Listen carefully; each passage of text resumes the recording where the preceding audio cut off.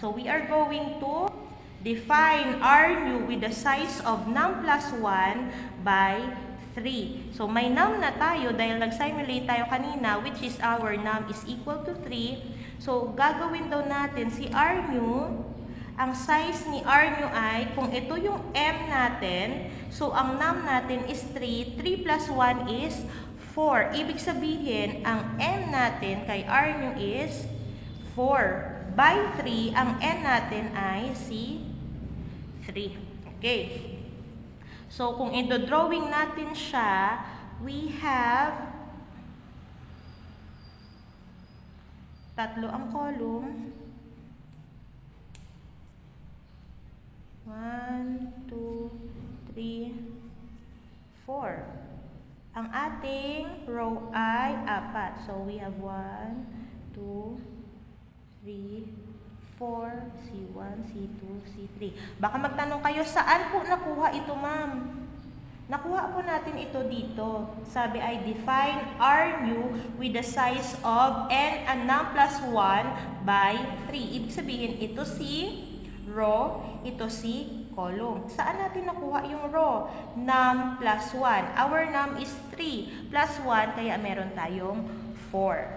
Tapos, by 3, that means our N is 3. Ang tawag na natin dito sa kanya ay CR new. Never forget na meron tayong array name dapat sa ating mga matrices. Okay. So, let's start. Sabi niya, set R new.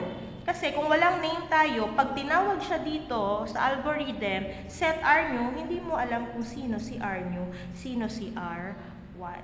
Okay? So, set R new 1, 1. Ito siya, 1, 1, 2, M.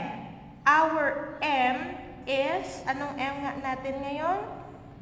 M ni R1. Ilan ang M ni R1?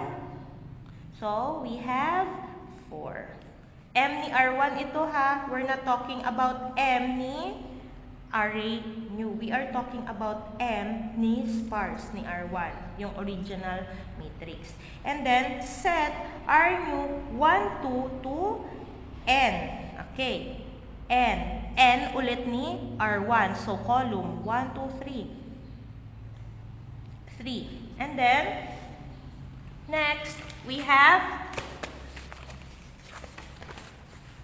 set R new 1, 3 to num. Our R new 1, 3 is our num. Our num is 3. Ma'am, saan po nakuha ulit? Dito po sa num, yung sinimulate natin kanina. And then, we have set row to 1. Okay, gagawa ako ng row na variable. Isi-set ko daw sa 1. And then, set I to 2. Gagawa ako ng I na variable, isi-set ko sa 2. While row is less than or equal to M. Ang minimin natin na M always is yung kay array 1, hindi yung kay array 2. Naglagay lang ako dito kanina para sa representation kung saan nakuha yung dimension ni array new. Pero since na parehas sila ng dimension dalawa, pag nagkataon na hindi parehas ang dimension, ang kukunin na dimension is always sa original matrix. Okay, dito. Ito yung tinutukoy natin dito. So, M.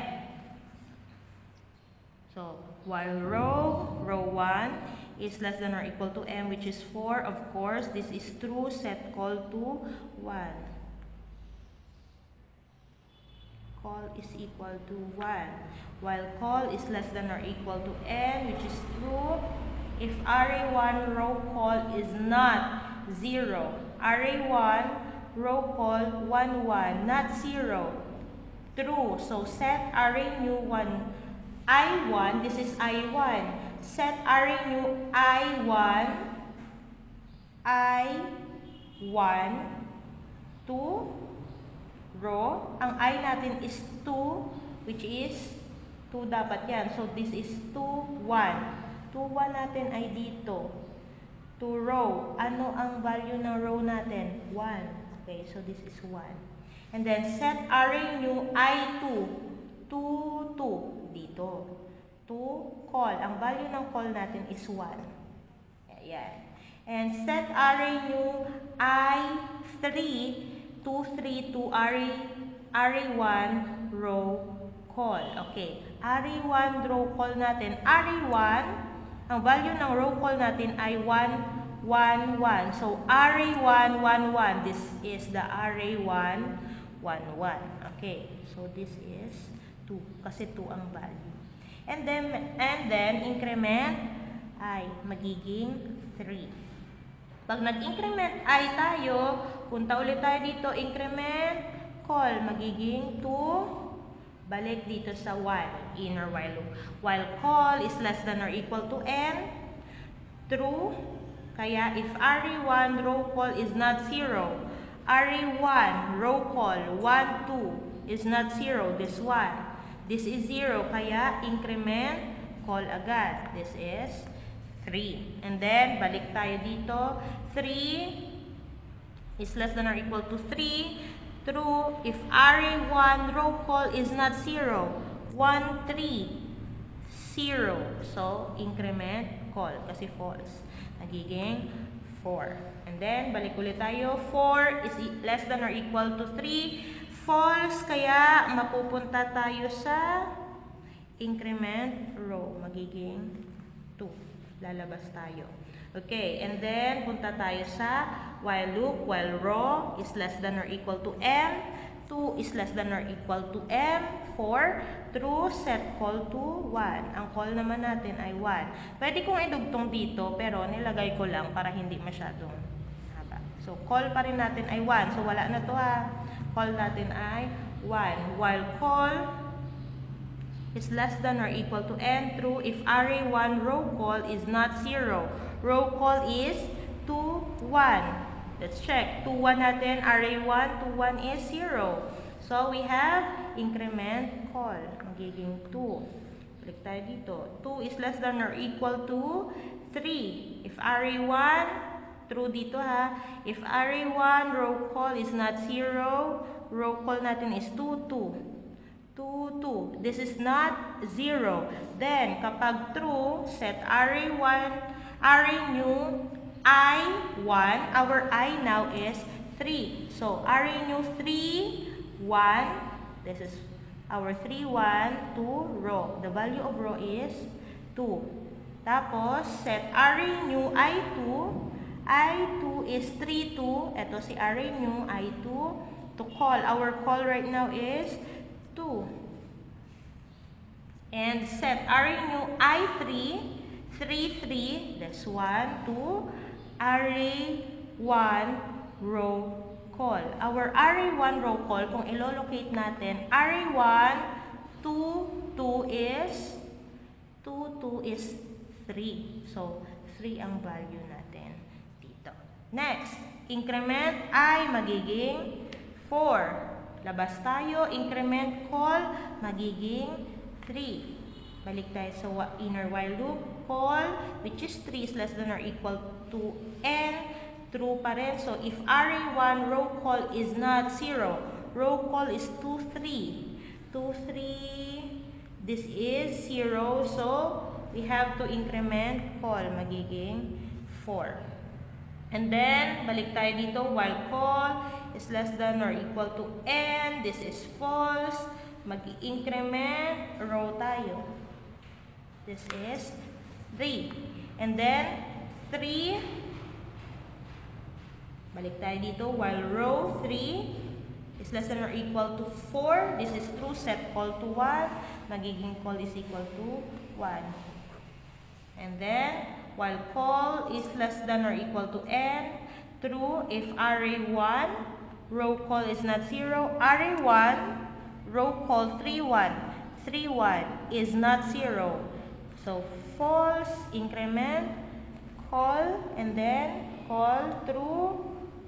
If RE1 row call is not 0, row call is 3, 2, 0 pa rin. So, increment, call, and then balik dito.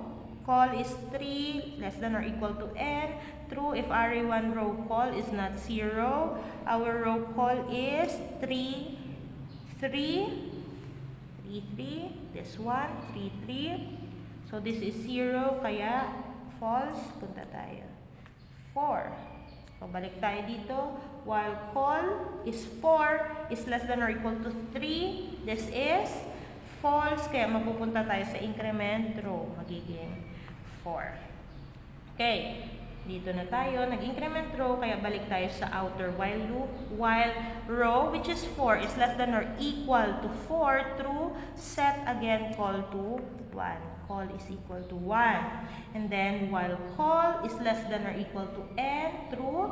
If array1, row call, 4, 1. Okay, this one. Array1, 4, 1 is not 0. This is 0 again. Kaya, pag false, punta tayo sa increment call. We have 2. And then, balik dito sa inner while loop.